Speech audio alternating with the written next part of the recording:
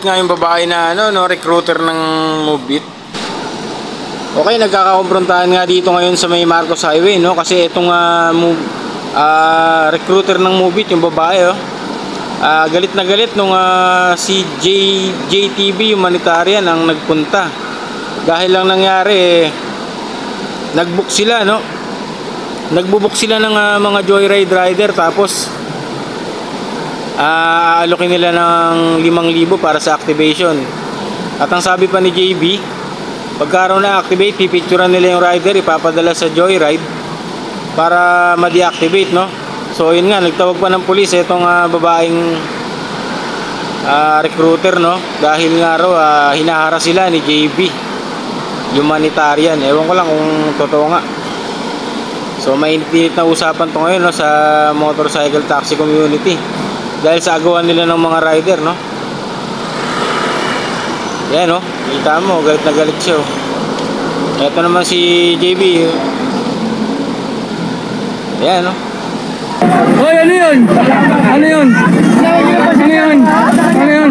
Salamat. Ano yun? Ano yun? Wala, kawawa na yun. Ano yun?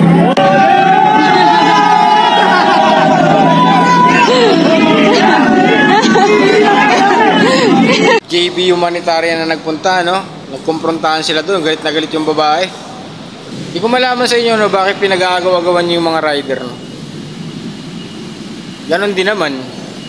Tutusin, parang okay nga lang na lahat ng apps meron yung isang rider. Kasi hindi naman kami empleyado, eh. Partner rider nga, di ba? Sipin mo yung diskarte ng Moovit, magbubook ng joyride. Tapos aalokin o palilipatin 5,000 raw kapag na-activate. Bilang partner rider, pwede kang lumipat o magdagdag ng another partner, no? Wala pa namang batas yung talaga yun. Wala pang batas yung motorcycle taxi. Hindi pa siya naisa sa batas talaga na pwedeng magbawal sa isang rider na magkaroon ng multiple apps. Pero sa ngayon, sabaybayan muna natin yung away nilang dalawa, no? Nagkakainitan na sila, eh, kasi nagpatawag pa doon ng pulis, no? Yung nagpatawag pa doon ng pulis yung Moovit. Ayan, open up, tapos kunin nyo lahat yung mga bayad, ha? Ayan, kunin nyo lahat ng bayad. Paglaruan natin sila.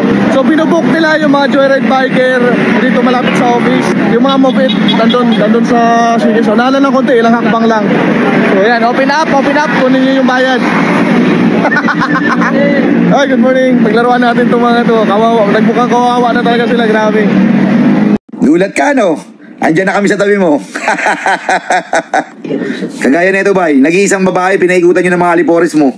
Ay, bakla ka ba? Bakla ka ba, bay? Papatulan mo yung isang babae? Ang dami nyo dyan.